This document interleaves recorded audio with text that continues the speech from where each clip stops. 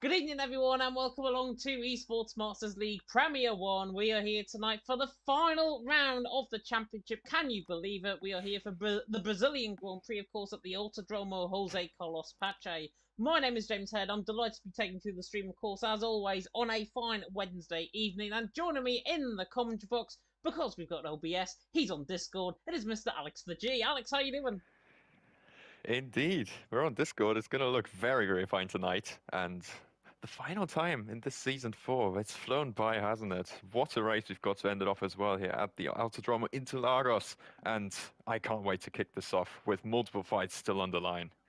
Multiple fights still on the line indeed. To remind everyone, of course, what happened in the United States last week. Well, Shazoo absolutely romped it in terms of the title. First and second position for Tom and for Kazizel. Kart Racer in the end and third. And what was a very, very stunning performance, I've got to say, from the NLR man. What did that do to the team standings? First and foremost, team standings, of course, already done in terms of the racing, especially for the first two positions. Shazoo in the lead, of course, cannot be beaten, 382 points. FBR in second, they can't be beaten for second either, on 307. The big fight, though, is going to be the battle for third between NLR Esports, of course, last season's champions, 217 points, with ETA close in behind, 14 points behind, and fourth on 203, and VIR, Virtual Insanity, in fifth on 193 points, only 10 points behind ETA as well. If NLR outscore ETA and VIR tonight, then NLR will finish third in the team's standings. GSP in sixth on 149, FRL Esports in seventh on 133. That's their own private battle as well going on there.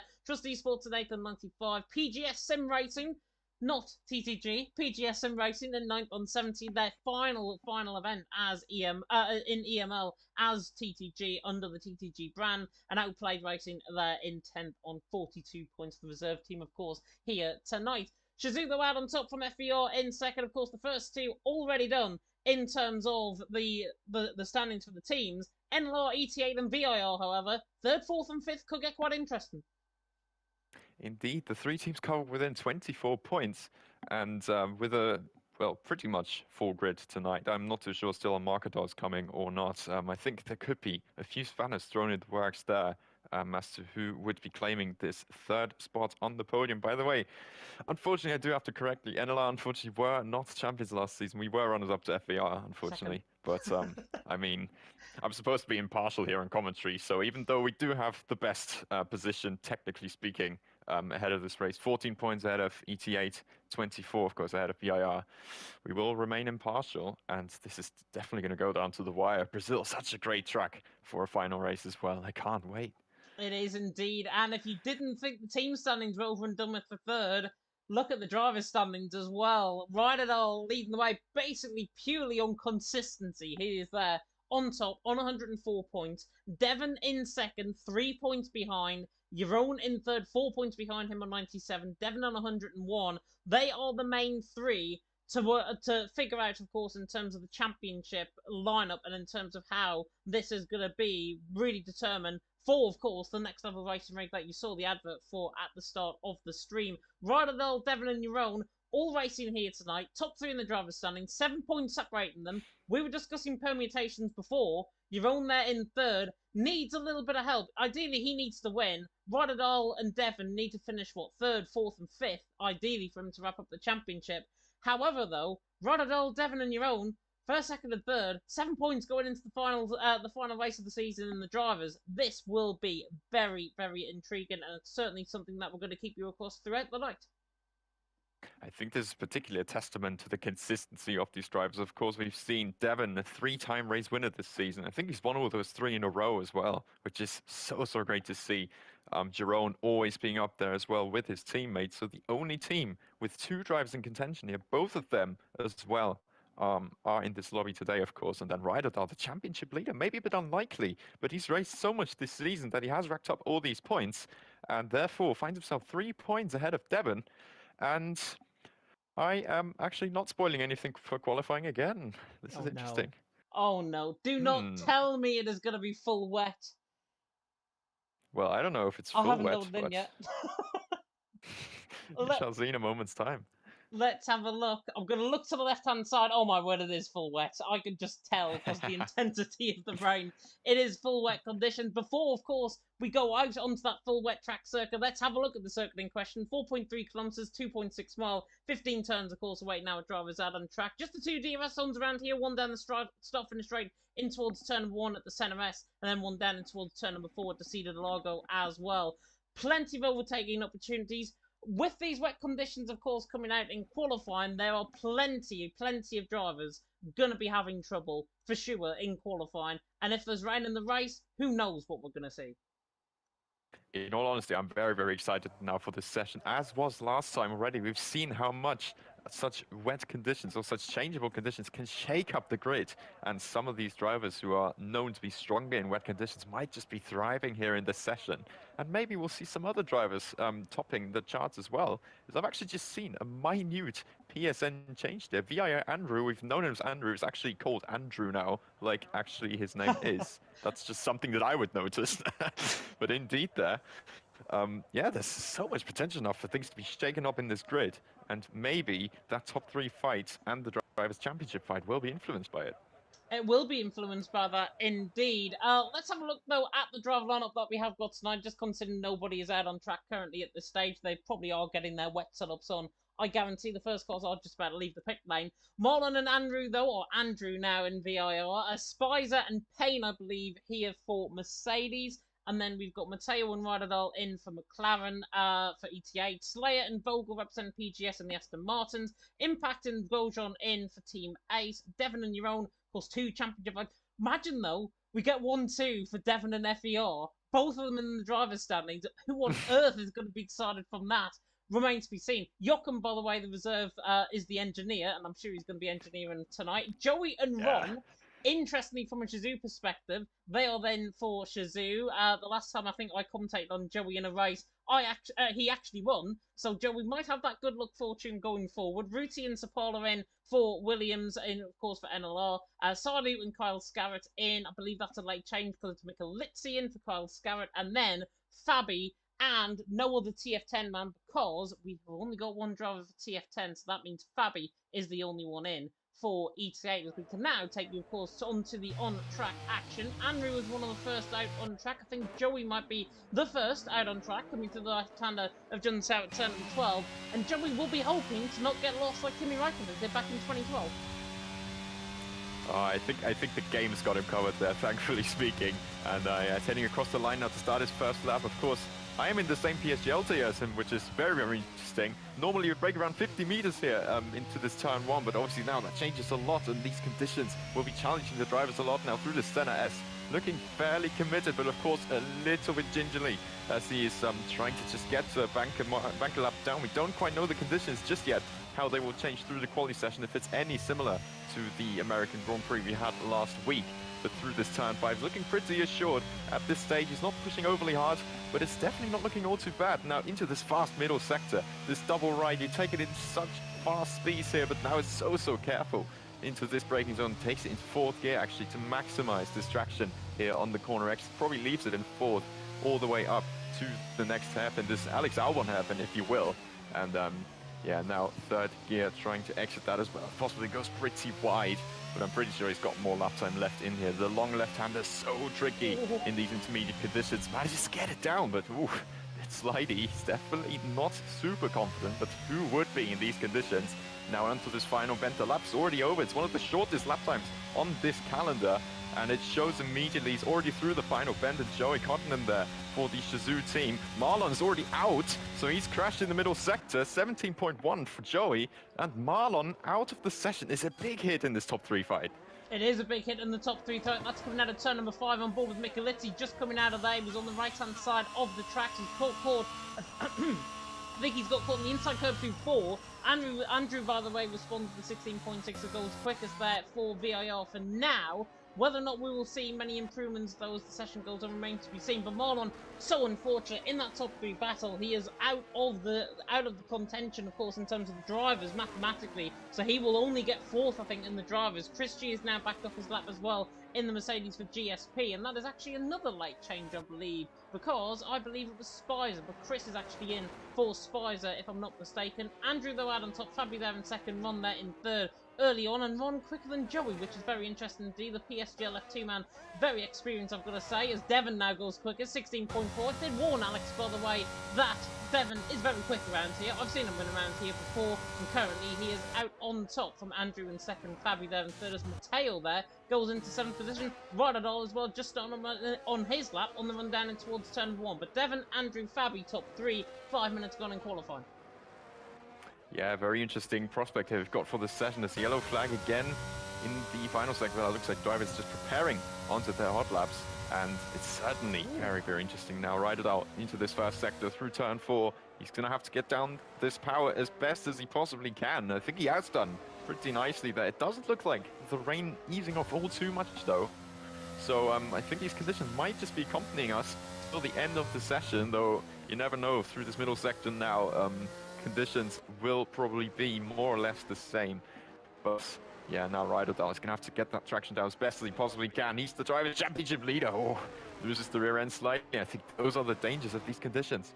They are the dangers of the conditions indeed, and Rydell just backing off his lap. He's still looking quite quick actually through this middle sector. 58.6 in the middle sector, obviously not going to be purple. Devon, though, and Euron now going 2nd, and he's only 9,000th of a second off actually on Devon. Big lap in there from Euron. FBR 1-2. Both of them got a stranglehold currently over the driver's standing. Where is Rydell going to go with this lap, though? On the run toward the line, goes 3rd. Right up there, 16.529, less than 100th of a second off. As Silu now goes quickest with a 16.4. So big lap there from the FRL man. Of course, track evolution will come. Devon's purple in the first sector, by the way, 18.6. We are going to see multiple drives and multiple runs. Mikulitsi, by the way, in the chat as well in Discord. He was the one that hasn't set a lap time so far. He has confirmed that it's going to be fully dry for the race in Brazil. So that is going to be fantastic. That's the racing we like to see, and hopefully it gives, as Andrew now goes quickest with a 16.2, hopefully that it gives everyone in the comment section something to cheer about. Just wanted to say how close it is there between that top 3. We've had them covered by about 24,000th of a second, then Andrew goes and tops it by almost 2.5 tenths. So at least one driver there for VIR who's really looking good in this. But certainly more to come. Shazoo Ron now fastest by 8,000. How close is this?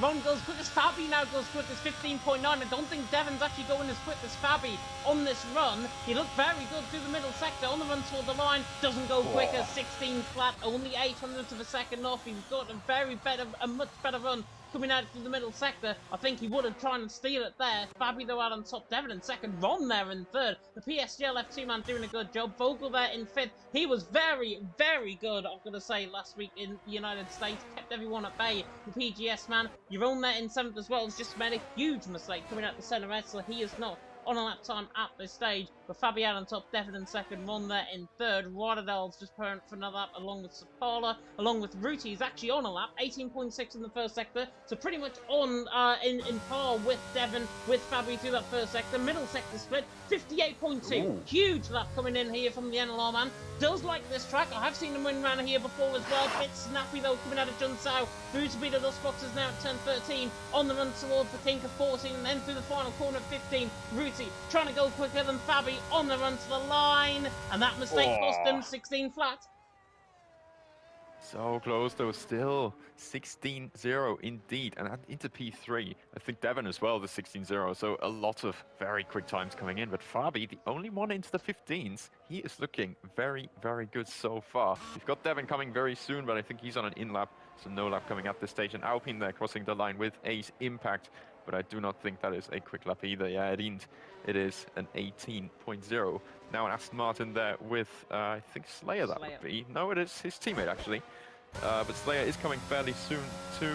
The Mercedes in front of him will be crossing the line as well. That would be one of the GSP drivers there, as Payne up to P4, and Slayer puts himself 7th. So the 4th row currently occupied with PGS Sim Racing. Good stuff from them.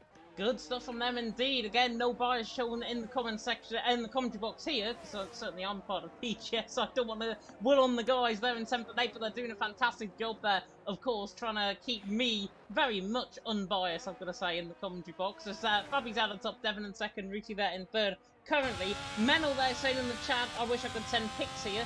Please don't send unwarranted pics because A, they're the worst, and B, I don't think you're probably at the age to actually do that on YouTube, but Fabi out on top, Devon in 2nd, Ruti there in 3rd. It would be good actually if they did add GIFs and whatever, I think, in YouTube. That could be a thing that could obviously be folded in to the platform moving forward. That'd be fantastic as well to see from the comment section perspective. For Fabi, Devon and Ruti currently in the top 3. Mikulitsi, the FRL man, very late call-up actually for the FRL man. Of course, he was meant to be as reserve driver alongside Salu, of course.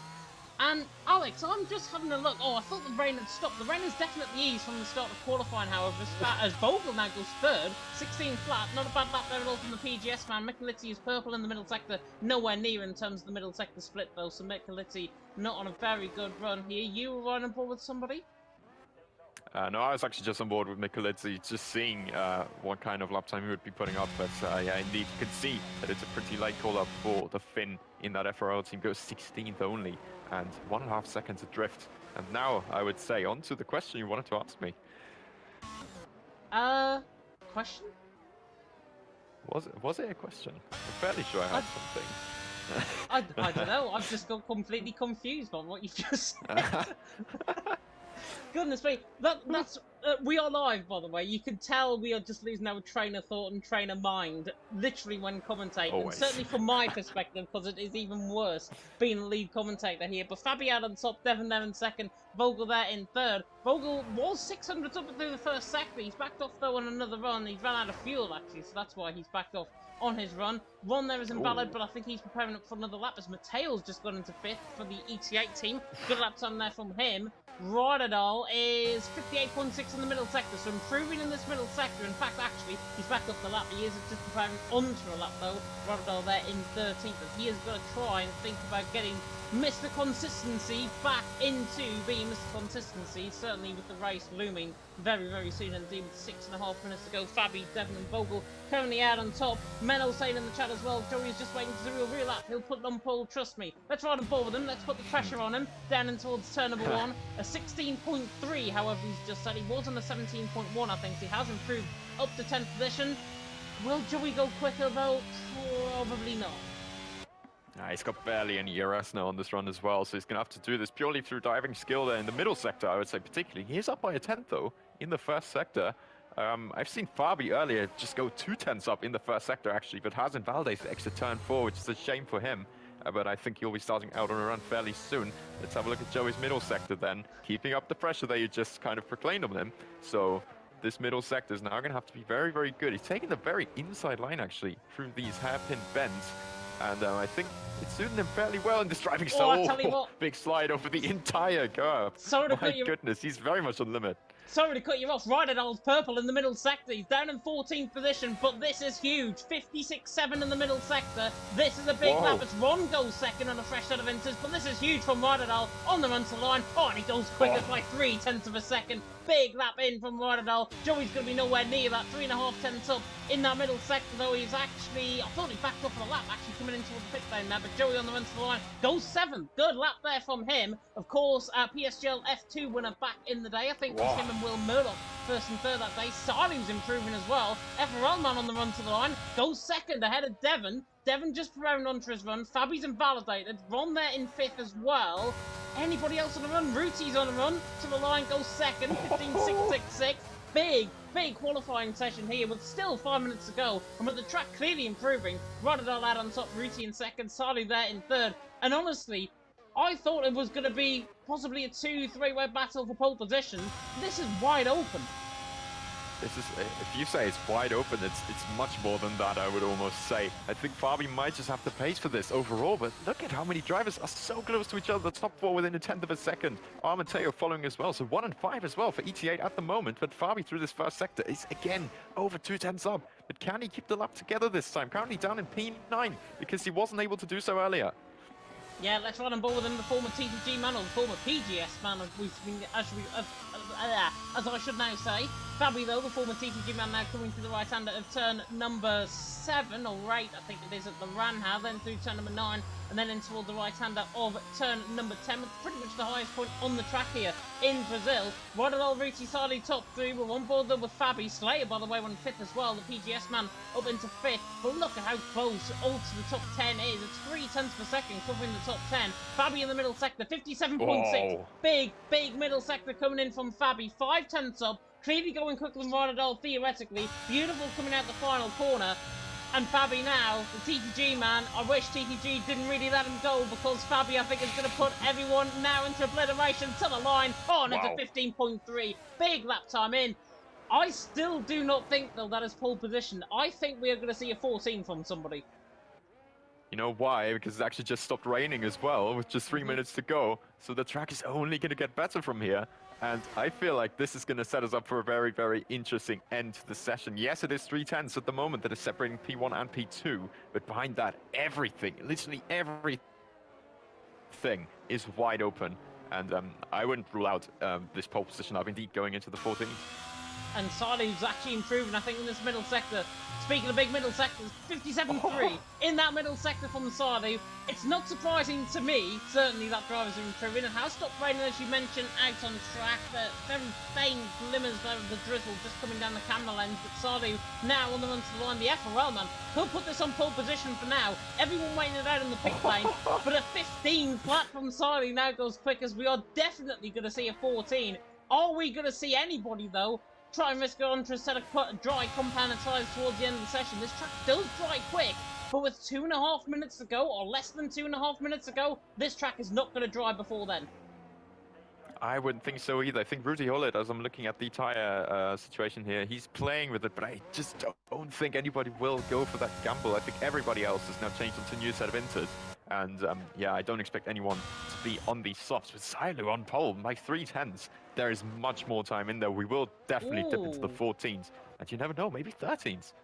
Ruti, as you mentioned there, I think you mentioned there, he looks like he's selecting a set of soft compound tyre. He is waiting desperately, I think, for the gap to actually close up between both drivers, and he is. He's going on that set of soft compound tyres. It's an absolute inspired call. But look at how slow he's coming out the pit lane. His teammates in behind him. He's crashed into the pit wall.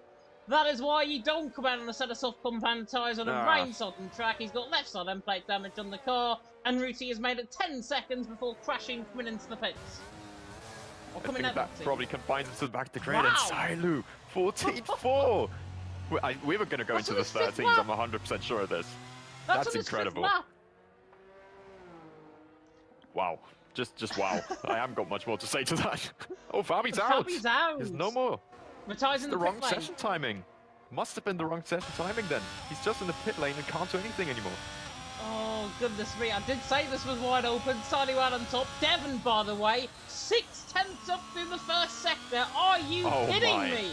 The FBR man is on absolute tenderhooks, I think, in terms of this lap. He's one of the first to come onto a final run. And this is going to be a legitimate final run from Devon as he comes out through turn number 8, then down the hill and towards turn number 9, and then through the right-hander again of turn number 10, which he'll eventually reach. Grosjean now goes second, 14.6. We could see 13s, we could see 12s potentially. This track is driving very quickly indeed. Devon now coming through this middle sector split. Oh, big snap coming out of turn number 11. Through the middle sector split though, 56.5, 1.6 seconds up. Currently, he is going towards the 13s. He needs to improve in this final sector. The track is still improving. This qualifying session may be the best qualifying session of the whole entire season. Impact now goes fourth. Chris now goes third as well. Devon's to the line, 13.9. Might have just put it out of reach potentially. Who is on a lap? Payne is on a lap, but I think he's backed off coming through this middle sector. He was 4 tenths up through the middle sector. 56.5. He's not too far off Payne. GSP man. Could go towards Sardo and Michelizzi. Michelizzi now goes third. Jerome now goes second. FBR currently 1-2. Andrew now goes second, 13.9. Payne now coming through the final couple of corners. The Mercedes man on the run to the line. Rodadol goes fourth. Payne on the run to the line. He goes third. Big lap from him. Anybody else improving? Ron, 56.5 in the middle sector. The Shazoo man is not entirely out of this qualifying session either. Down in 16th of the minute. The Shazoo man is now Slayer now goes quickest, 13.8. Is it going to be beaten by Ron? Ron, no, 13.9. Big lap there from Ron. Sapala now goes quickest, 13.6. Joey's not on a lap. Vogel's not on a lap, I don't believe either. I think Vogel might be. He's 1.5 seconds up, 56.6 in the middle sector. He's going to go around paying your own impact, that sort of area. Joey now goes second. Unbelievable. Vogel now goes 13. That's the end of qualifying. Best qualifying session I think I've done in this game. Word. Brilliant stuff. Sapala out on top. Joey in second. Slayer there in third. And do you know when I mentioned it was wide open? That proves it. Yep. There you go. That's no more words from me. That is absolutely incredible. Sapala on pole there for NLR, which is maybe not something you would have expected. Joey, though, in second for Shizou. Of course, this is more of a, I mean, I guess I could say this is more of a banter lineup pretty much from Shizou after winning the championship. But Joey's still on the front row. I mean, this is a very familiar sight, isn't it? That's Slayer in P3 sharing the second row with Armateo. This is looking so interesting. And the title contenders, basically the driver championship contenders, where are they in this session? We haven't got anyone near the business end of this field. Oh my god, let's just take a breath, I think, from that qualifying second. Sapala out on top, Joey there in second, Slayer there in third, in perhaps one of the best qualifying sessions I think I've ever come across on this game cycle. Absolutely insane. Slayer there in third, didn't do at all justice there with that third position. It could have been even quicker. Mateo there in fourth, Devon there in fifth, Andrew there in sixth, Ron in seventh, Payne in 8th, Jeroen in 9th, Impact in 10th, Rodadel in 11th, Grosjean in 12th, Vogel 13th, Sardi 14th, Michelizzi 15th, and there's a second covering the top 15, which is insane. Chris in 16th, Fabi in 17th after, of course, misjudging it in terms of his pit lane pit entry. Ruti there in 18th and Marlon there down in 19th position. We're going to take a slight intermission, 30 seconds. We'll be back with you for the start of the race.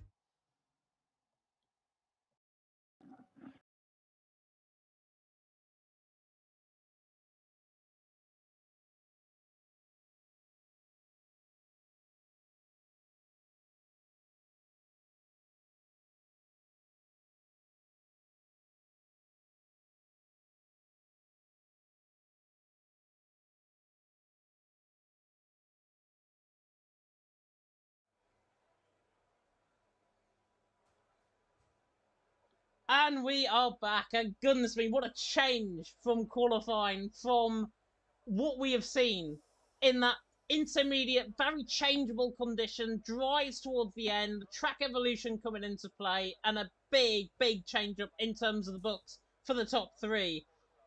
Sapala out on top. NLR man, he does like this track, and I was going to put him in maybe for top three. Sapala there though, out on top.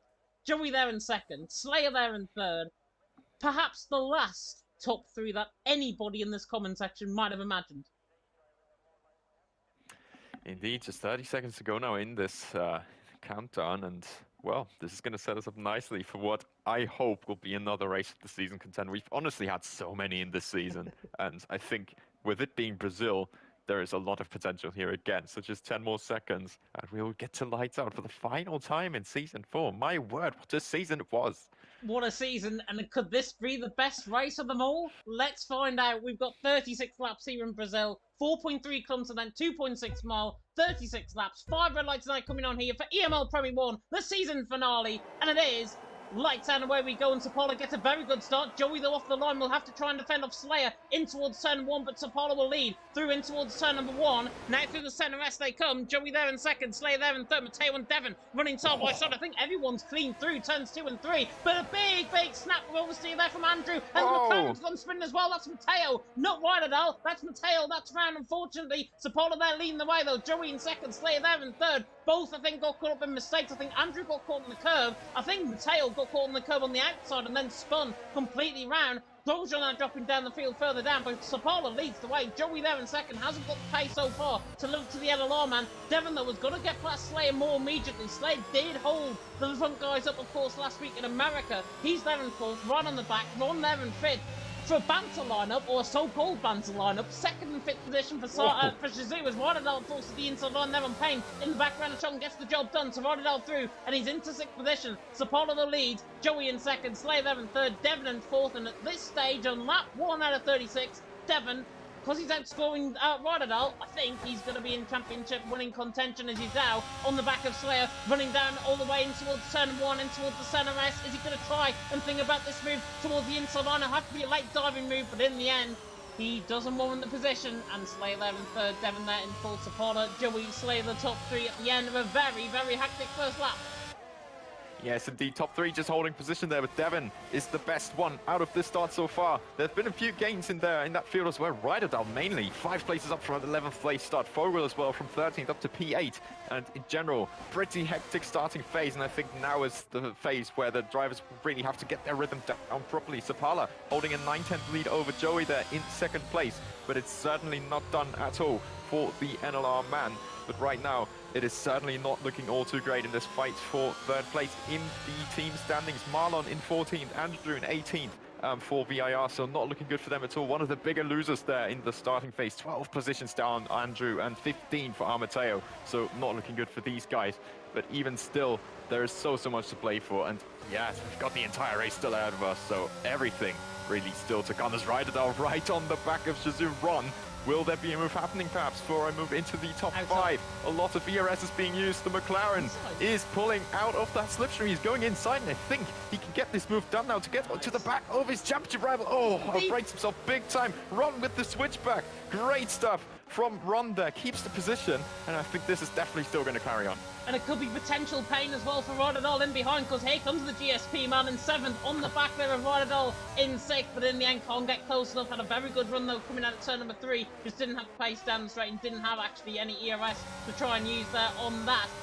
Noziek there in the chat as well in the Discord saying potential desync potentially between Andrew and Mateo, so that might be getting investigated towards the end of the race. I think everything has sorted itself out now. 1 lap 3 out of 36. I can't see any desync from anyone at this stage, which is good to see. Vogel on the back of Payne, absolutely sends it to the inside line.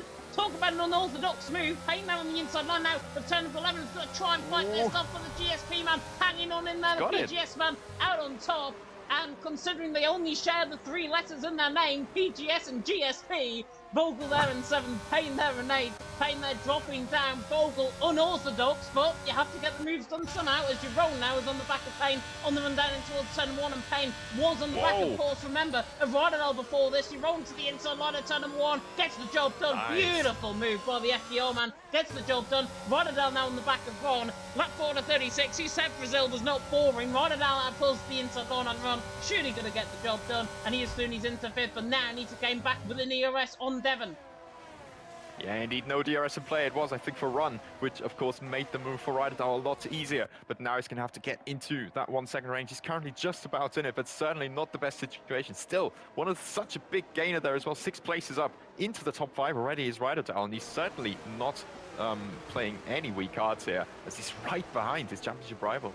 He is indeed. Everyone, by the way, started on a set of hard compounded tyres. There was no contact either. No contact from anyone. No from wing changes. Nothing on the end of lap 1. Andrew there, of course, with that spin. Tail there with that spin as well. Oh, and speaking of a spin, Payne has gone round coming through turn number 11. A big snap coming out of turn number 11 on the rear end, I think.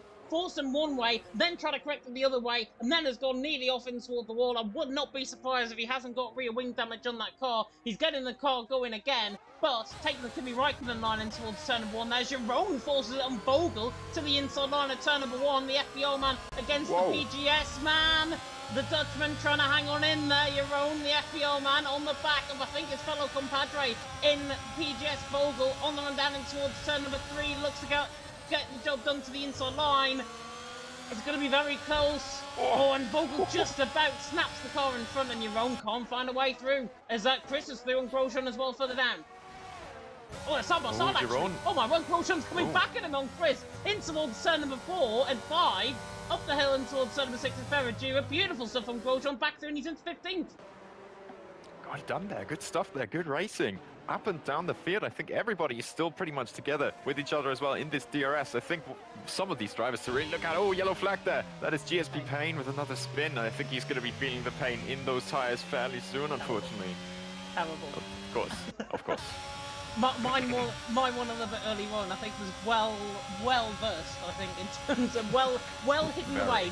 Go and watch that back a little bit later on. Devon on the back of Slayer in towards turn 1. Look to try and get the move done. Jerome though on the back of Vogel does get the job done to the inside line. Vogel respects him this time around, and Jerome through and he's into 7. Vogel there in 8th, and now Devon's on the back of Slayer and he's hunting him down.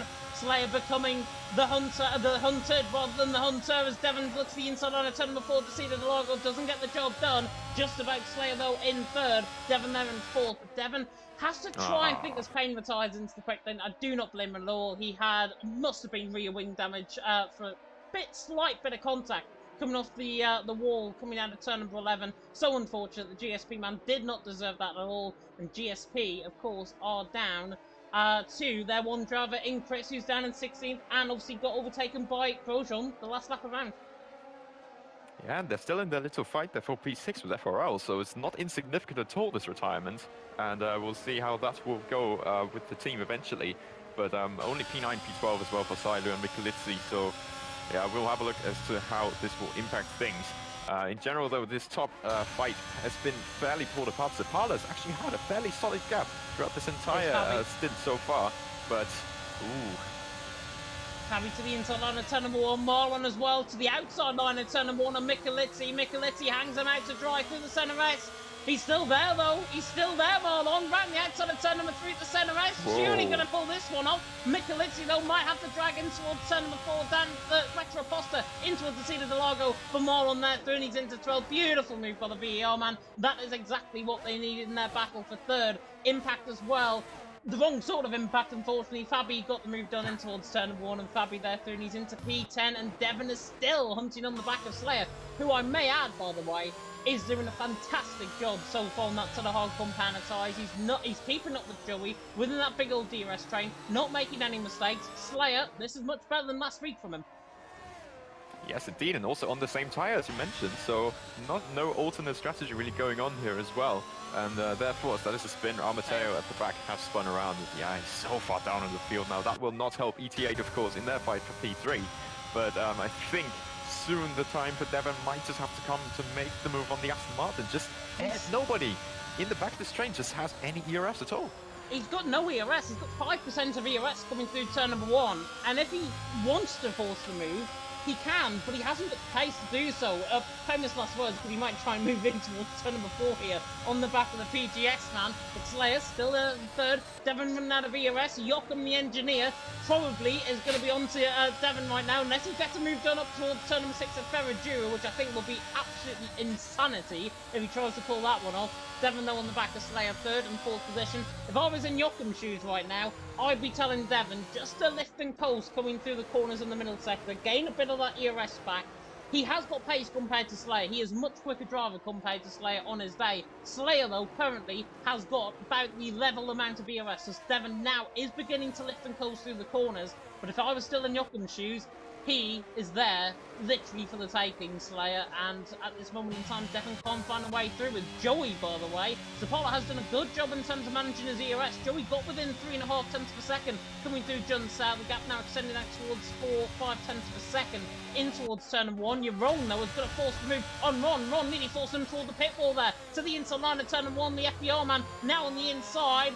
Man will come back at him for the inside of turn 2, gets caught on the outside curve slightly, and now gives Vogel a chance to try and throw the arm needle, make it 3 wide down the retro poster, and that is how you take a negative intra positive. Vogel gets the job done. He's through and he's into 6th. Jeroen there in 7th, Ron there in 8th, and Ron absolutely thrown out to drive by Jeroen, and that all spawned from the FBO man making contact with him through turn number 1. Vogel takes 2 positions for the price of 1. And it's literally like taking candy from an absolute baby. What I would just like to say is 3 and 6 for PGS at this stage of the race. It's looking so good for the Aston Martin team there. That looks so nice, I think, even in general, for this community, that we have this team so far up the order. Richie Hollett now making a move as well. I think that's the spin, actually, in the middle sector, yeah. As he is now up to P13 on the back of VIR Marlon, but he hasn't got the DRS there, which could just play fairly crucially into the hands of this fight. Still, they're out on top. Zapala, as you said, good ERS management. Marlon now passed on Impact as it looks. He's actually made it into the final corner, which is a very interesting place to make an overtake. Marlon is now edging onto this top 10. Jeroen is trying to force a move again on Vogel, and this time has got it done. There was no DRS, I think, involved for Vogel, so it was fairly easy for Jeroen, and now he's going to have to do everything to try and get into this top 5. He has indeed. Jeroen there in 6th, maybe thinking about the FDR team tactics. Second, of course, already wrapped up. PGS, of course, having... Oh, it's Vogelman's wide there coming through turn number 4. PGS, by far, are having their best race of the season. No matter what happens for the rest of this race, they have done phenomenally well so far in this race. I'm proud of them, because I'm part of the team for PGS. Are doing a fantastic job. 3rd and 7th, and this is how you really build back your brand, I think, because we have merged, of course, from T2G to PGS. The Polish GG, of course, going in there with the merger as well, the triple merge of the team.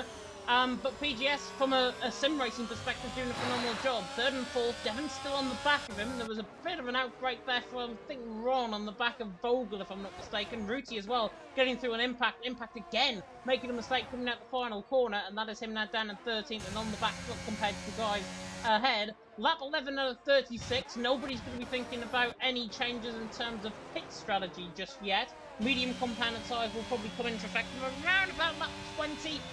21 onward from Devon and 4th Rodadal, Jeroen, Vogel, Ron, Salu and Fabi. Apologies if we just lost you there for a second. The stream is back up. I'm not sure what happened there with my OBS. We dropped frames, but there we are. Sapala, Joey and Slayer still the top 3. And Andrew, the only one so far, Alex, that has picked up a 3-second penalty.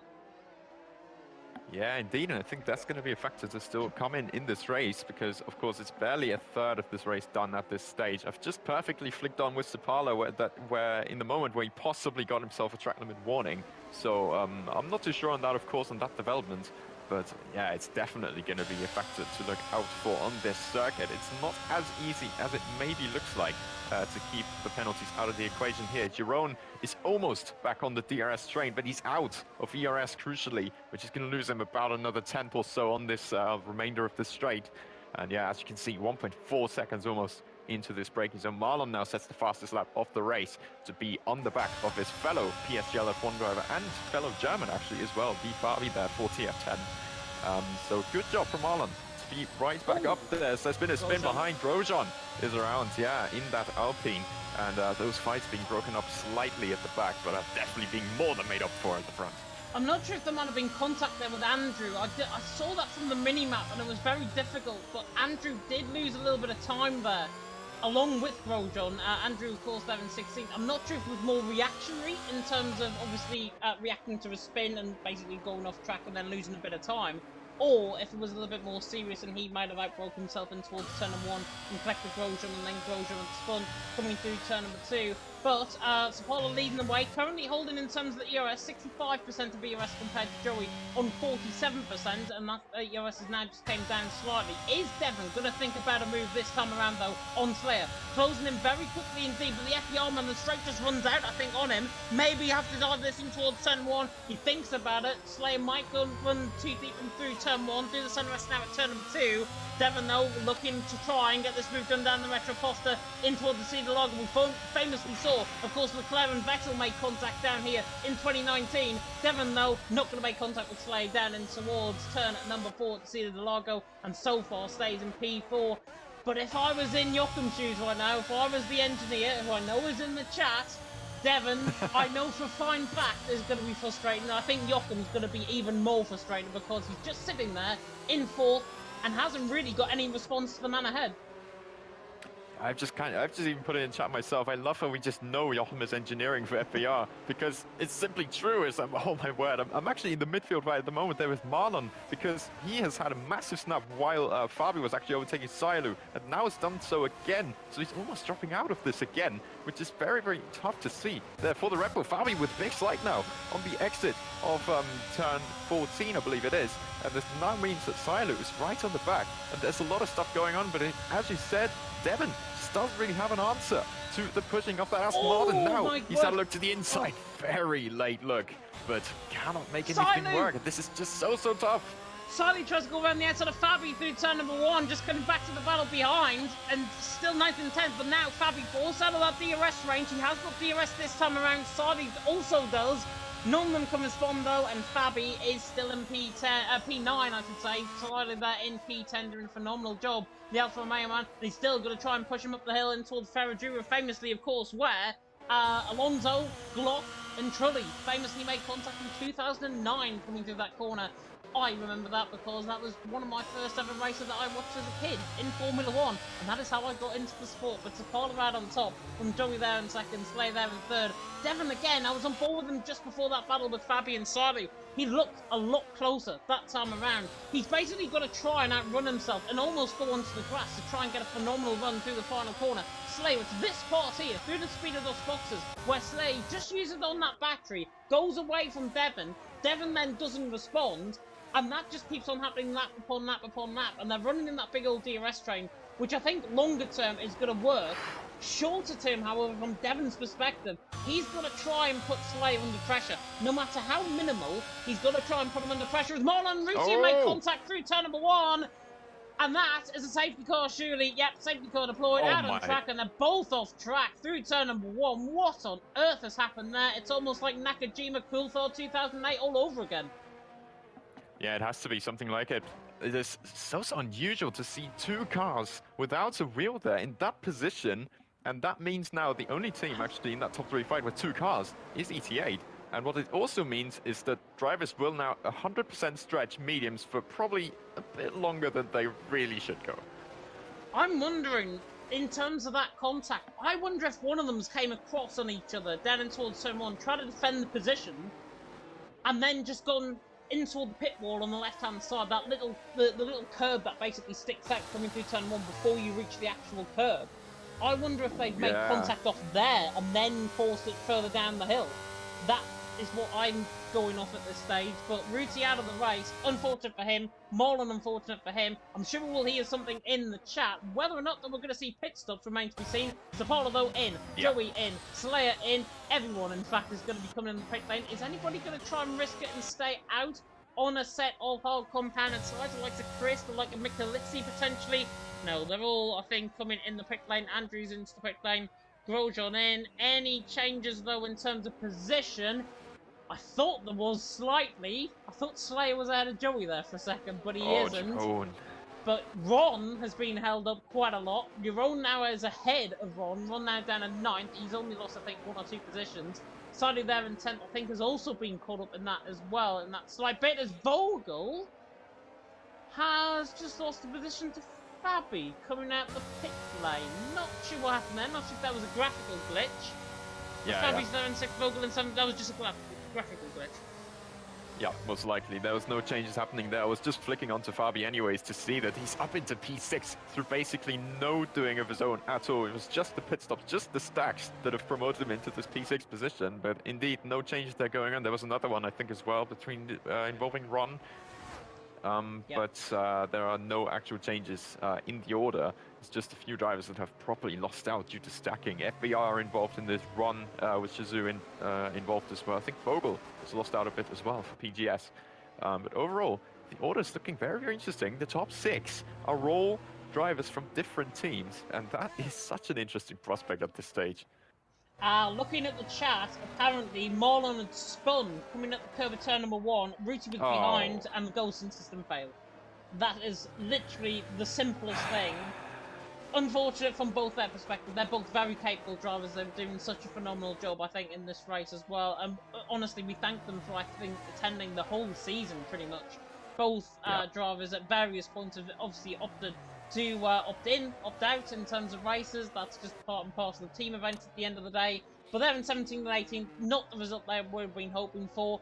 But it adds a bit of spice to the teams championship, and I'm gonna get them up. I'm gonna get them up now on the left-hand side. If I find the right graphic, there it is. You can't see this on your screen. I can see it on my screen, so I can run you through it very quickly.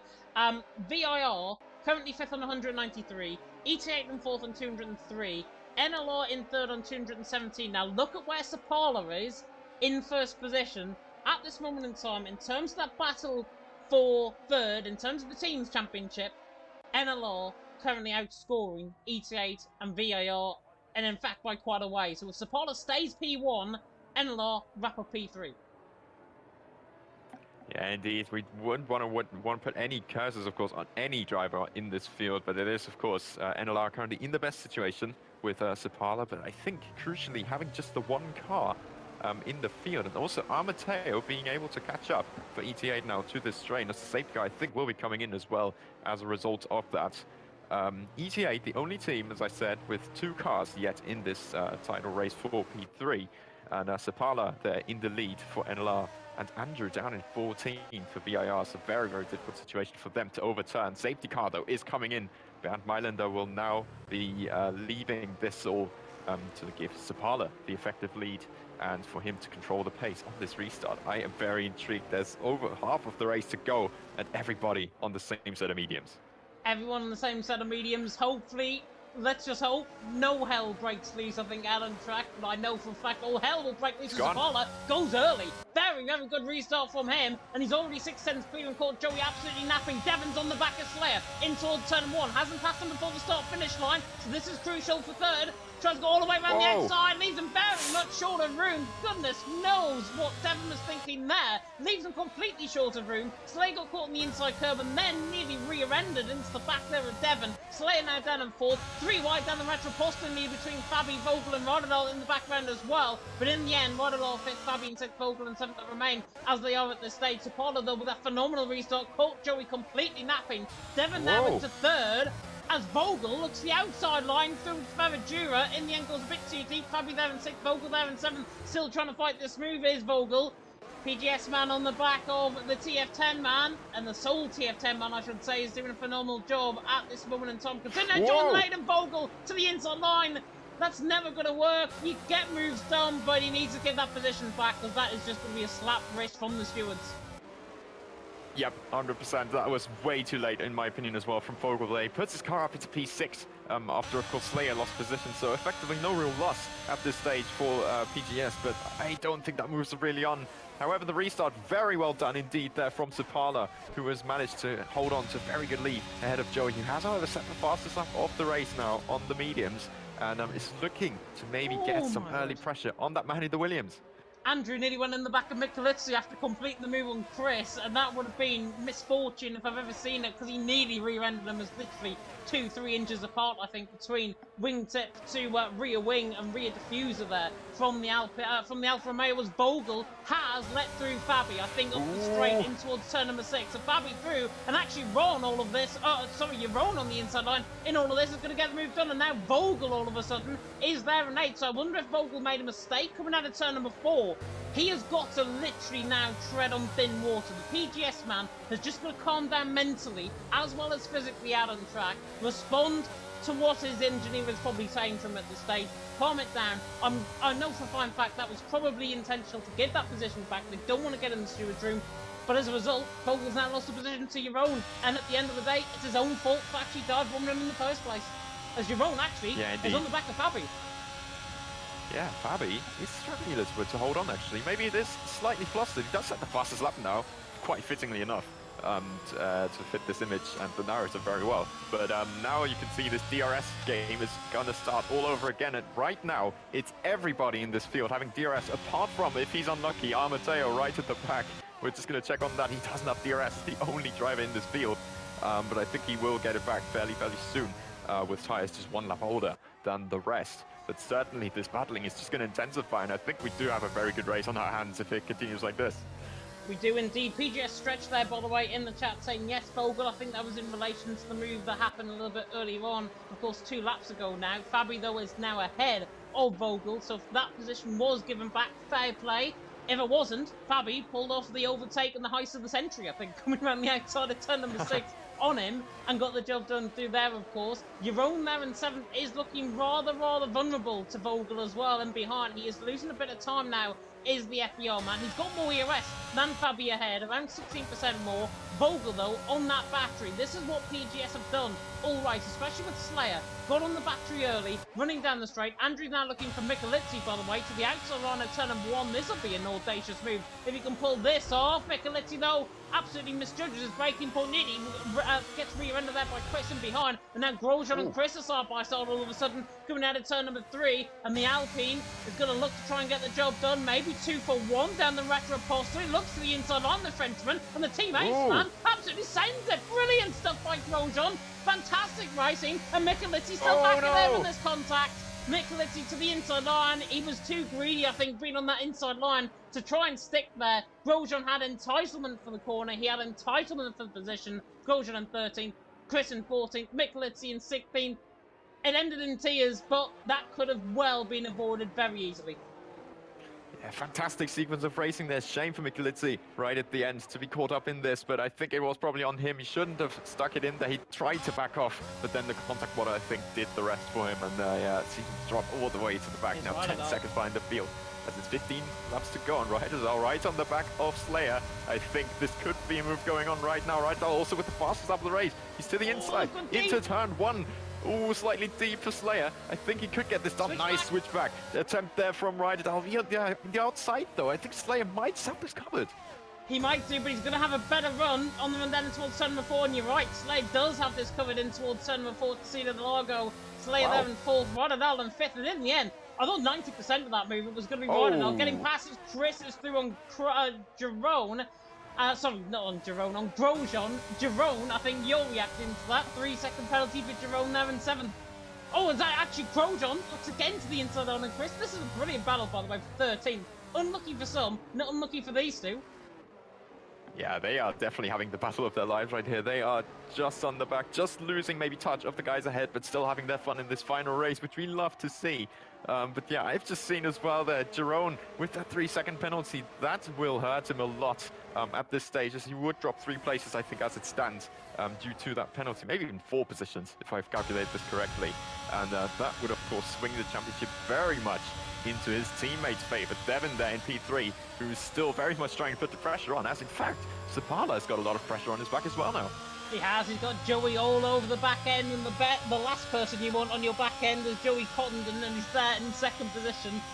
With Devon actually looking quicker than both of them at this stage as well, and the FPO man doing fantastically well. Timo, by the way, of course, is part of the PGS team in the comment section, confirming what we thought in the commentary box. He did let him back through Vogel on Fabi, so that was not to be decided in the stupid room.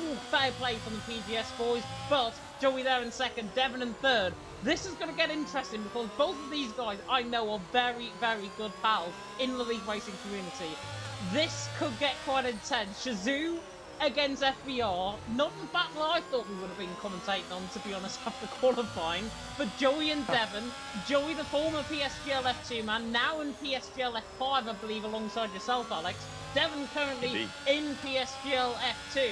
He's on the back of Joey, and he looks to try and get the job done. He tries to side his way in towards contention on the run down and towards turn number 1, but I don't think he's going to get the job done. And in fact, I don't think anybody is going to get the move done in towards turn number 1. Maybe Chris on the back of Andrew this time, and Andrew now really under pressure, and Chris just absolutely like shot out of the cannon, passes him in towards turn 1. The Mercedes goes deep, but he should get the job done. Chris is 30s into 12th, and the GSP team must be rejoicing, I think, that the fact is Chris is still in this race, first and foremost, and picking up points. But for their little fight with FRL, it's not going to be a winnable fight, I don't think. Chris, though, in 12th, doing a good job now ahead of Andrew. Sapala still having to weather the storm. Joey having to weather even more of a storm, with Devon in behind, and Rydenal's not entirely out of this either on the back of Slayer.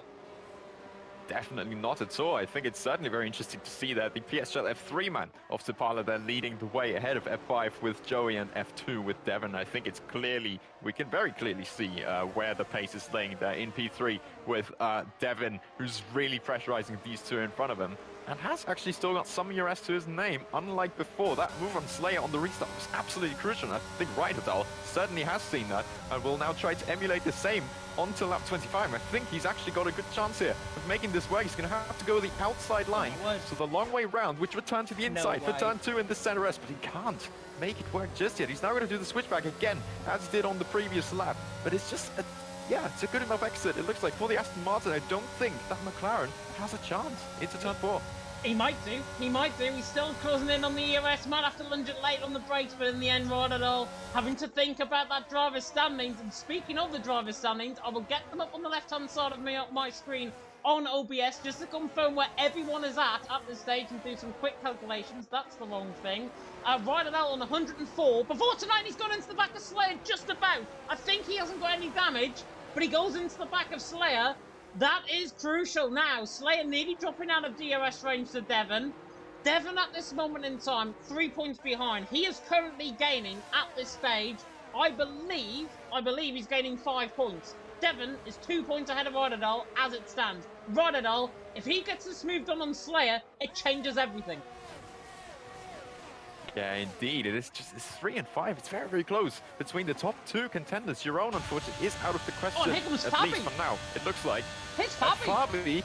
No way. He's coming to the outside. No. Oh, big contact. Ryderdal's round.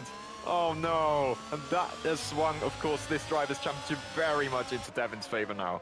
And it's now potentially the battle between the 2 FER boys for the title, which is what we said at the start of the stream. If we were seeing the 2 FER boys together, who on earth would expect them to fight out on track? I certainly would, if they're both fighting for a rig, which is the prize for the drivers' winner here in Premier 1. The same with Premier 2. I think Kieran has already wrapped that up, of course. Vogel there and 7 making a slight mistake as well. But that was just not needed. Fabi tried to go around the outside line, and literally, he moved left when he was supposed to go a little bit right, give him a little bit of space, and Fabi, he knows better. I think that's going to go to the stewards at the end of the day. Ryderdal there in 11th hasn't lost as many positions as what I would have imagined, but Ryderdal ruined out of the race. ETA will be fighting that until the death, that is for sure. Fabi though in 6th. Has he got away with that? Probably not. I'm not too sure. I don't think so either, in all honesty. But that's promoted a lot of other drivers into positions that they weren't really in before. But indeed, big shame for Ryderdal to see. He's been such a consistent performer throughout the most part of the season. We've seen him so early on as well. I think at Imola making one of the moves of the season pretty much there with that double overtake into turn 1.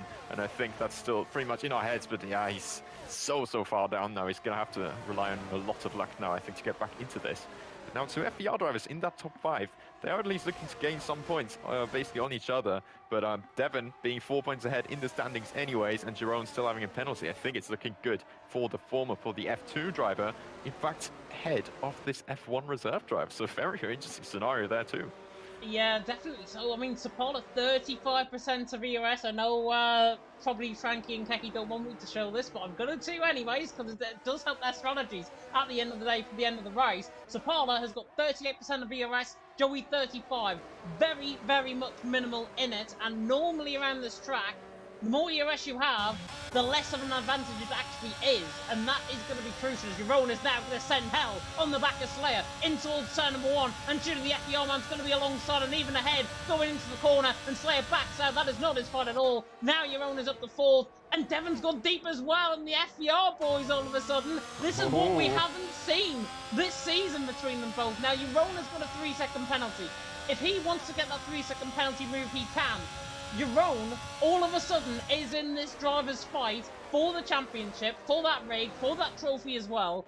3rd and 4th, FER, Joachim, in the comment section, tell me now what you're going to do with the FER boys, because I want to see a fight. I think they both, each other want to fight each other as well.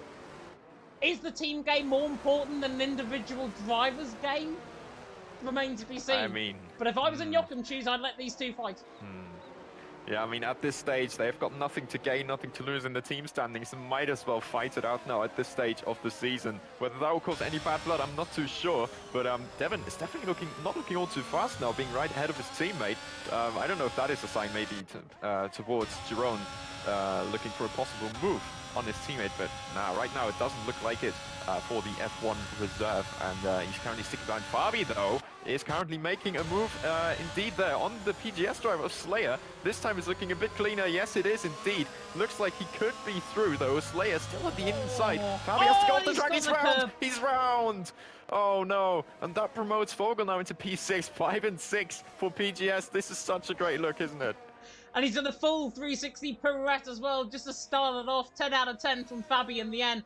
Nearly well recovered. He actually got caught on the minimal inside curve, and he nearly caught that, to be honest. Mateo's now doing his into 14th, by the way, as well. Fabi there in 15th.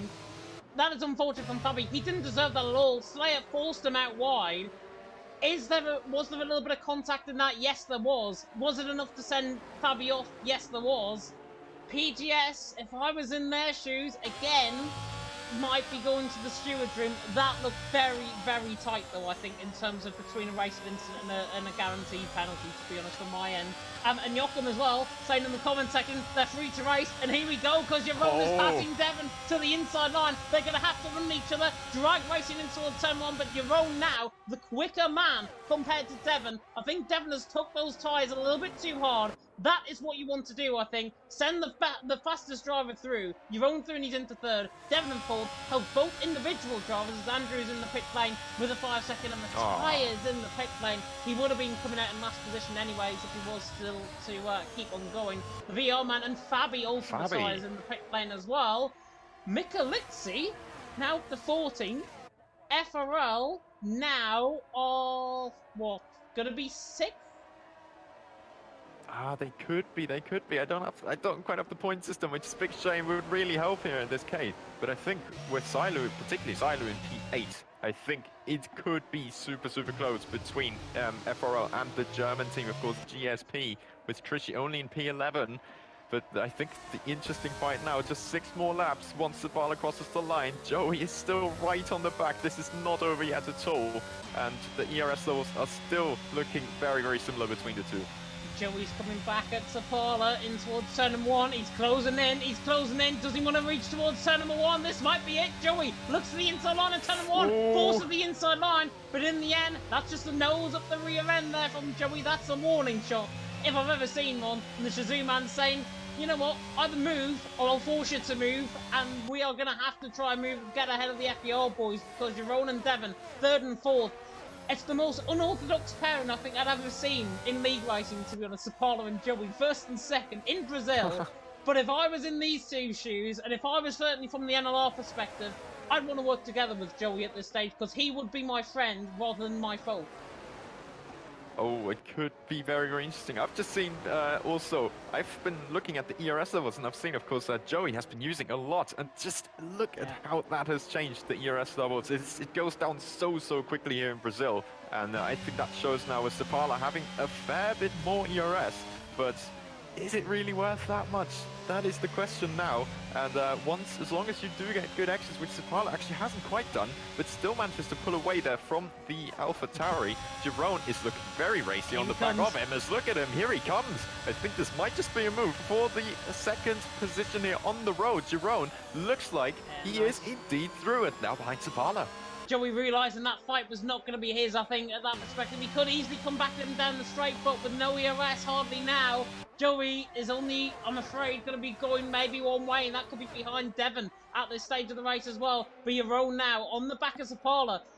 Again, FER boys are free to race. They're 2nd and 4th at this stage. Driver standings, I'm looking more at the team standings at this stage. But Zapala doing well. NLR pretty much guaranteed. Zapala, as soon as I say that, has just spun and bottled it out the race lead.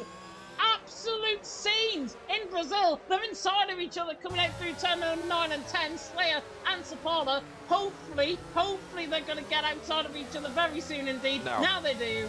Slayer there in 4th, Zapala in 5th. To be fair, I thought he had spun completely off the track. I thought that was going to be him down in 10th, 11th position. Zapala's in 5th. He's still in contention for this race win. His tyres are going to be absolutely done for. The NLR man blistering on the front right as well. But you know what? He's going to turn in a negative into a positive because here he comes on the back of Slayer in towards turn number 1. The Finn tries to get the job done down the inside line. Forces the move there on Slayer out to the line of turn number 2 now through the centre S. Gets the switchback. Slayer a little bit sketchy off the exit. And now here comes Zapala once again. Vogel not entirely out of this battle either in behind. I think Zapala though might just have to wait in behind here.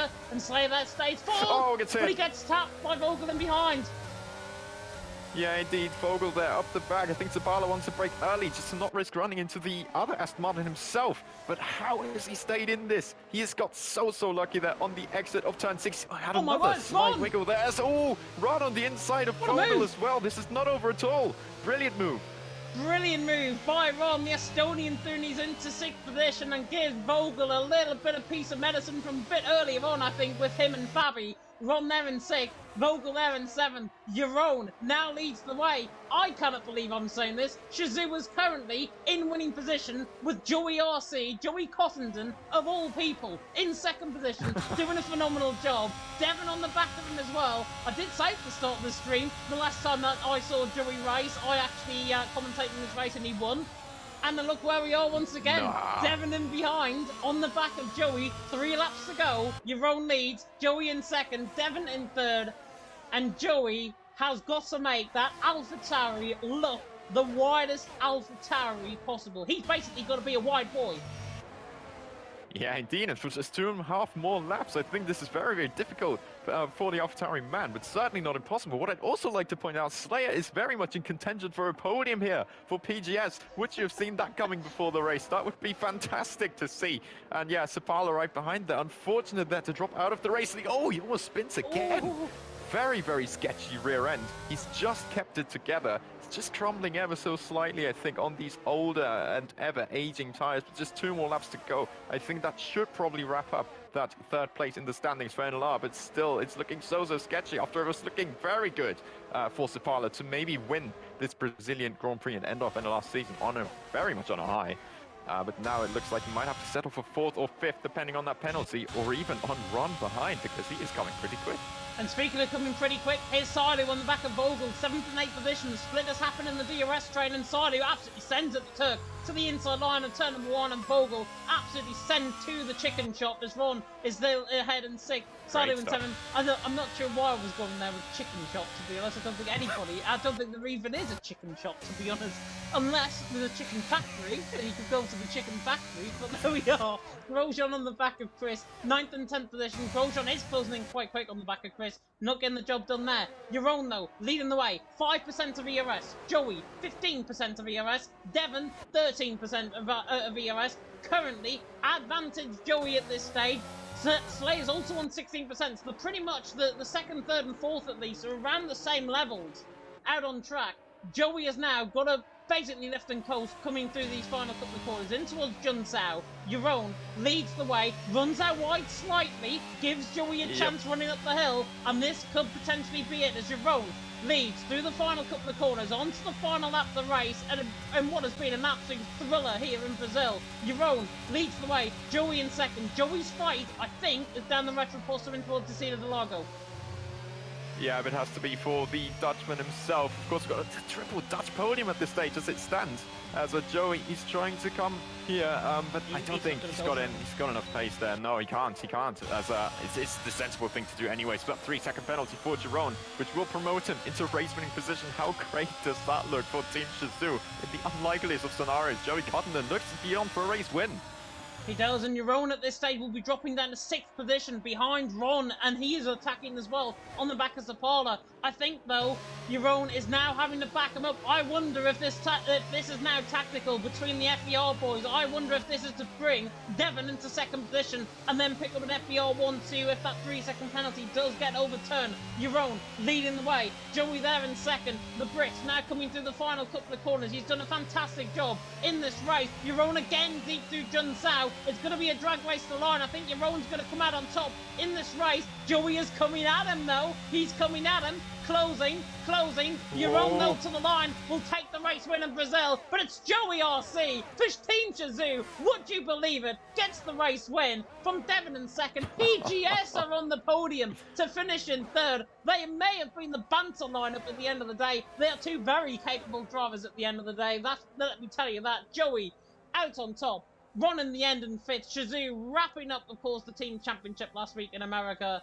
But Joey, of all people, takes the race win out on track. I'm more shocked than anything, but that just comes to show from that very, very much wide open qualifying session, anything can happen in Formula 1, and it probably just might.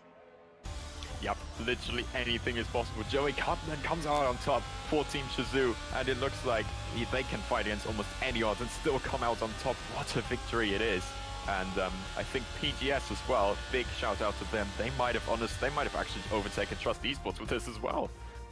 They might have done. We're going to have to wait, maybe on Twitter, for the results, unless they get done absolutely lightning quick, because I know Maze has informed me, and I will tell you guys this, of a very special memento, I should say, that has just been reached on this channel, which I will tell you in a slight bit. But Joey, to the top step of the podium, the last time he won, I commentated on his race, and that was in PSGL F2 Season 31. Don't remember what race. It was in PSGL Season 31. He was alongside Will Murdoch in that season. He takes the race win out on track.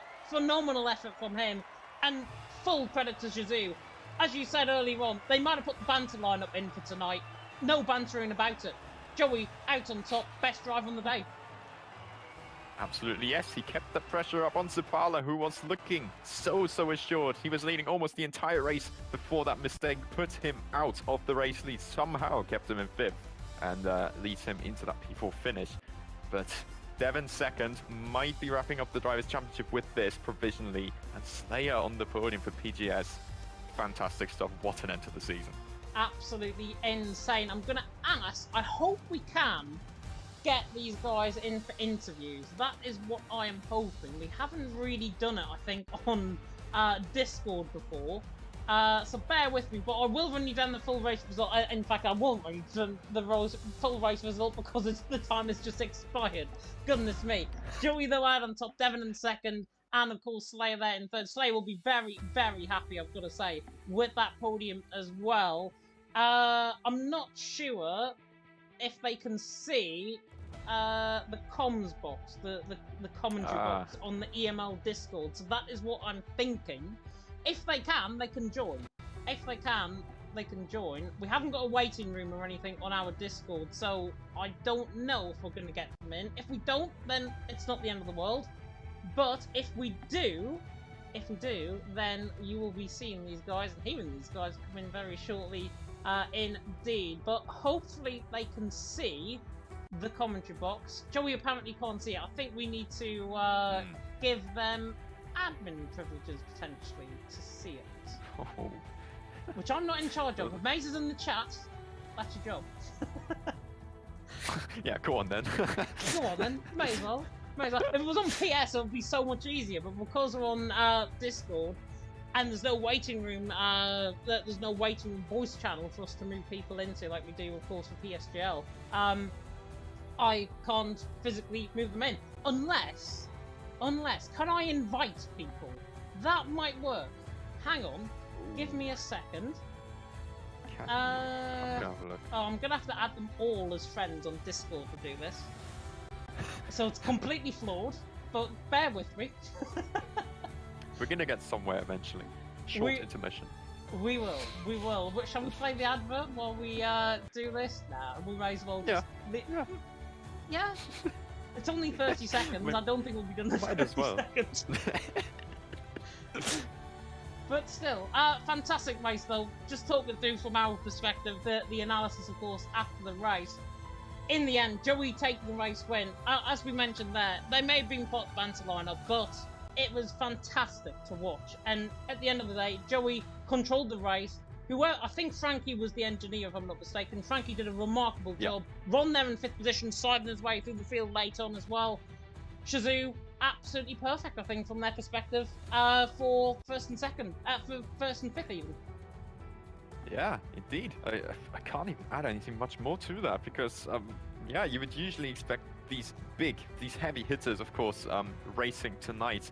But since they've wrapped up the championship, they have this possibility to go maybe for some drivers you wouldn't usually see. And to see Joey Cotton out on top here in Brazil, isn't it just amazing to see? I mean, a brilliant podium overall as well. Of course, Devin there in second, underlining his strong form. And P3 Slayer, I still can't believe this. It's fantastic. It's so good to see that one of these underdogs, one of these proper underdogs in this season, has come out on the podium with massive silverware. I think they will be super happy over there at PGS. Definitely so. I have just invited Joey in, so hopefully he'll be able to see. Oh, my telly has just turned itself off. Give me a second. I knew that this was going to happen. Thank God it's happened at the end of the race. But you guys now have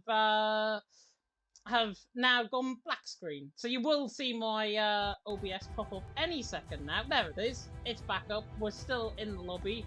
I have invited Joey in. Now, I'm not sure how this is going to work. If not, we might have to just get them in a call or something and then just try and see if something is going to work. And Joey, speaking of which, we'll take them to the rules section, apparently. So, whatever I've tried to do doesn't work. Oh, no. Absolutely well, we tried. We tried. Goodness me. We always do our best here on League Racing TV. We do. I'm trying to think, is there any other way we could do this, potentially? The only chance I'm honestly seeing is probably a private call, because otherwise there is not much. The server doesn't give any more possibilities, I don't think. So realistically, indeed, hang on. probably would have to be. Hang on. Or would it? Are they on PS5? If they're on PS5, they can join through Discord on the PS5. But can they join the commentary box though? Probably not, because they haven't got the admin privileges. Exactly, because on PS5 they have to firstly they have to join the call on whatever device it is that they are on, which I assume is a phone, and then transfer it to PlayStation, which is what I'm doing obviously for this. And if they don't have the permissions, then unfortunately I don't think it's possible. Joey has said actually could make a new server quickly if you really wanted to. If not, don't worry. I mean, fair enough.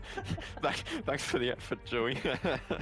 the lengths that we're gonna try and get to, I think, in terms. Oh, Oliver has a way to do the interview apparently. Hang on. I've just seen that as well. Hang on. Go on then. Hang on. I'm just waiting to see what he types. I hope he does. I hope he's listening to the chat. Otherwise, we're just waffling on at this stage.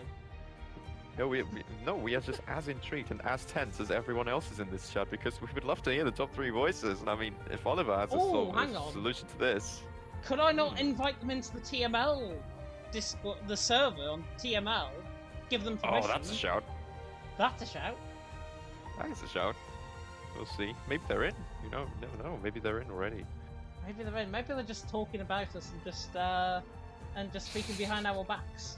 But you never know. I don't think anybody would do that. If you do that, then we are coming to get you. Quite literally, going for EML for the new season. We're always doing our best out here, lads. Come on. You can't have this disrespect on us. Oliver, yes, we are. We are doing it through Discord. Oh, the levels that we're going to take. I just want to interview Joey. That's the main thing why I'm doing this for. I just want to interview Joey. I'd love to hear from him too. I mean, it'd be fantastic to hear, because he is, of course, F5 competitor for myself. I can say this here. I think, well, he probably will mind, but I will say regardless. He has scored 0 points so far. I am currently outscoring him. So, you know, now to come out on top in Brazil, not sure how I'm going to see that in my remainder of the F5 campaign. It's going to be a very interesting interview. Frankie's just literally said, by the way, we want the interview with Joey, please. We're trying to get the interview with Joey. I don't know how this is going to work. The only thing I can think of, but all of them have accepted me, so I'm going to invite them in the TML Discord. That is a shout.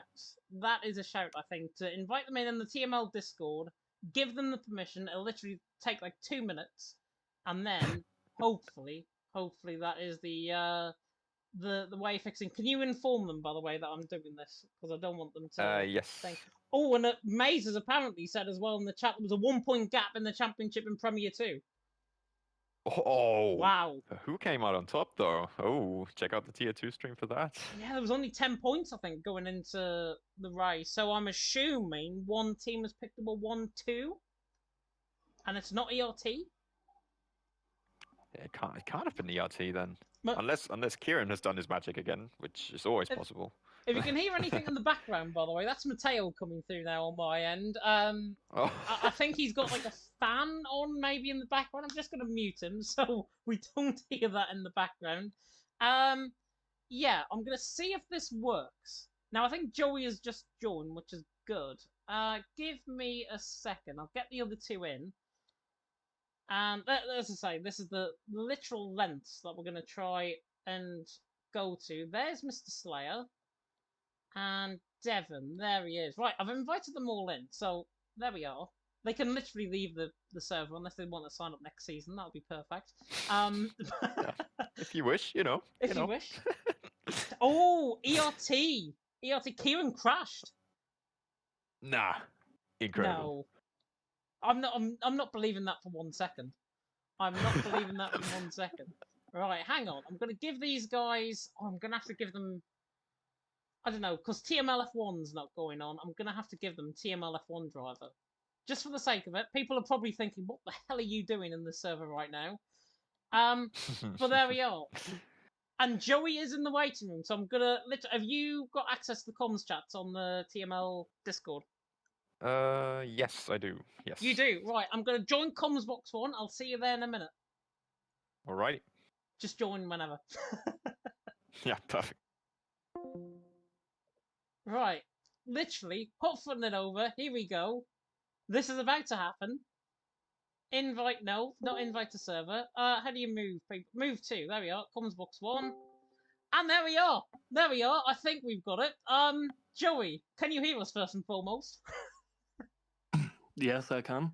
You can indeed. Thank goodness for that. All of that effort from our end to get an interview with you. The best possible feeling. I think P1 though out on track. Obviously, you own that 3-second penalty, dropped them down the field. 3-second penalty though from him, and you taking the race sprint. You must be absolutely delighted considering it was a banter lineup. Yeah, it's quite. I mean, like you say, yeah, we just lined up because we thought it'd be funny. But the aim before the race was to get top 10, and yeah, smashed it. So let off a big sigh of relief. I'm absolutely dripping in sweat, and happy about it. I think we all are. I think we all are dripping in sweat. I think after that race in Brazil for sure. The last time, of course, I commentated on you, I think you won. Was it in Austria? It was Bahrain in F3. Bahrain F3 season 30 PSGL. Wow, that is a long time. Yeah. So it's been literally 3 seasons, a year and a half, a game cycle in between that as well. Literally in between these days, you take that P1. Phenomenal effort. Yeah, it was. I mean, we kind of had to show the drivers because we've been having a discussion recently about how much practice needs to be done for team events. So me and Ron obviously did quite a bit of practice, and it's paid off. So I hope all the drivers, especially Tom, see this as a as a key to practice more and do the race practice. So yeah, class. Try harder, I think, is what he's trying to say to the Shazoo boys. Try harder. It will get you somewhere. Like Joey has just won, of course, here in the EML Premier in Brazil. And that is the level of effort that you've got to go into, of course, going ahead onto the new game as well. That qualifying session, though, probably one of the maddest qualifying sessions I think you've ever been a part of. Putting on P2, did you ever feel that you were going to be dropping down the field within the race? Or did you feel really confident in terms of the pace? Well, man, I felt quite confident with dry pace because we'd done, like I say, quite a lot of practice, and then obviously when I got P2, I didn't actually think I was gonna have enough time to do a lap, but I got P2. I instantly said that I'm gonna be about P6 by like lap 10, but Francie reassured me. He said my race pace is good, and yeah, evidently it was. So shout out to him. I think PSGL, if Big C was watching, needs to move you up to PSGL F2, in my opinion, after that, and leave Alex the G in the depths of PSGL F5 in behind as well. But honestly, I'll be having words with Connor after this without moving me up. I managed to get promoted with 7 points last season, so I'm hoping this is enough to put me up further. Yeah, just send them the link to the stream and just be like, yeah, this is what I can do on my stage. Just put me up to PSGL F2 where James is, and I'll win every week. Exactly. When I race under James Head, I win races. That's the statistic. It is the statistic, indeed. Alex, though, coming across to you, any questions? Well, yeah, all I can say after this is you've got PSGL F5 drivers like me, you've got PSGL F5 drivers like yourself, you've just come out on top. I guess this is the reason why I'm not doing these kinds of events. And wasn't that just fantastic to see from myself coming out on top of course, well, it is an NLR driver there with Sabalo, who has succumbed to your pressure. I think it was insane to see how much you put on him. And at any stage did you think it was going to come, that mistake that would put you into this race lead?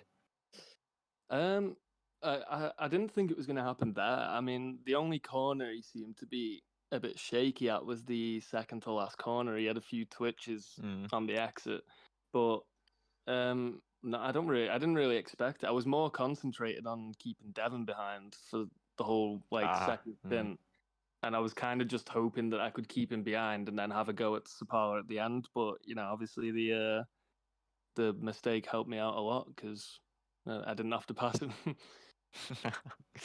Yeah, I mean, it was for myself. It was great to see to see you come out on top, and congratulations. I guess whichever driver Shizou puts in, they will do well, and they will come out on top, like in your case. Congrats.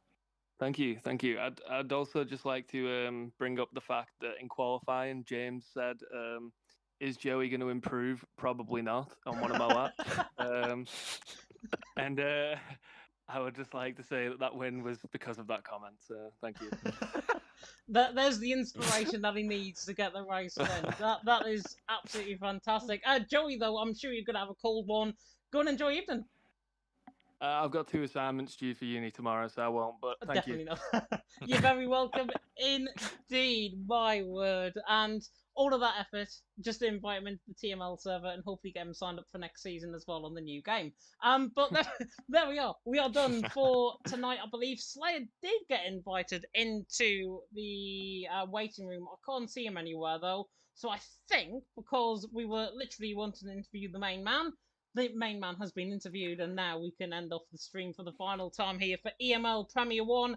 That little announcement, by the way, that I mentioned about 10-15 minutes ago, we reached 1,500 subs on League Racing TV. So thank you so much to every single person who subscribed throughout the years, of course, of TML, of EML, of various different leagues that we've had, of course, on the channel. I know I'm going to make it my mission as head comms, of course, for EML moving forward, and certainly for TML moving forward, that League Racing TV is going to be the place where hopefully you get to experience the best racing with the best drivers, and we are going to try and channel that, of course, with our next event, which is coming up in 2 weeks' time. And, of course, that is going to be, I believe, the Esports Challenge Cup on the PS side. Now, it was a much bigger effort to get 20 teams in than we first thought. I thought it would have been quite easy to get 20 teams in.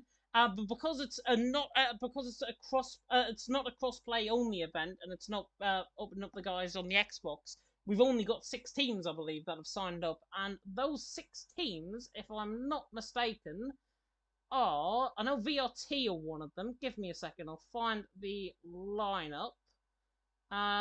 Victus Racing are going to be in Ferrari. VIR, who we saw tonight, are in for the PS side. IRT are in the Mercedes.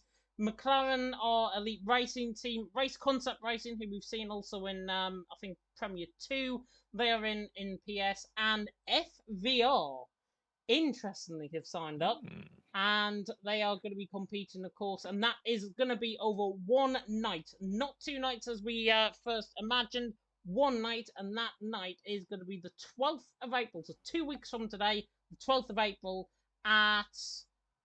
I don't think there's a time for it. I think it might be 8 p.m. UK time. I think it's 8 p.m. UK time. Give me a second. I'll have a look at the calendar. Give me a second. And yes, 7 p.m. UK time even. So a little bit earlier. 7 p.m. UK time. Of course, that's 8 p.m. German time. Of course, if Alex the G is going to be joining me in the commentary box for that.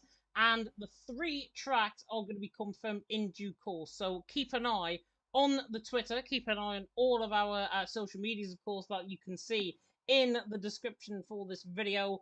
And that rounds off a very, very entertaining season, I've got to be honest, of Esports Masters League, of Premier 1. And looking ahead, of course, onto the new game, what could we expect from Esports Masters League moving forward? Are we going to potentially see crossplay even involved and bring some of the Xbox guys over, like PSR, NRX? Maybe. I think it could be an interesting prospect to bring this crossplay side into play too. It just depends on, of course, how the games are laid out over the various platforms. Of course, how the game itself will be working too, because we've experienced enough issues, I think, even throughout this entire season, with multiple restarts over both tiers. One race even being cancelled over it, I believe, and requiring a rerun. That was the Tier 2 race in Zandvoort, which of course required a rerun. So hopefully no bigger game issues there. I don't have too much hope in EA and Codemasters, in all honesty, but we can always hope for the best. And for all I know, I think I'll be very much down for it, as next season probably bigger and better than ever. Yeah, definitely so. And speaking of better than ever as well, TML is going to run its next season on the F123 game. This is because of an earlier than expected release date, and I'm not going to exclusively reveal because I'm keeping stum over the release date for F123. You can probably work it out for yourself. It's the last release date, I think, was what, early July, late June, early July. So work it out for yourself is what I'm gonna say. Do some inquisitive thinking. Watch Alex Gillen's video. That might give you the big announcement in terms of when the game potentially could come. That is all I am saying, because otherwise I will get sacked from every single league if I reveal a release date right now exclusively on a little unknown channel called RacingTV.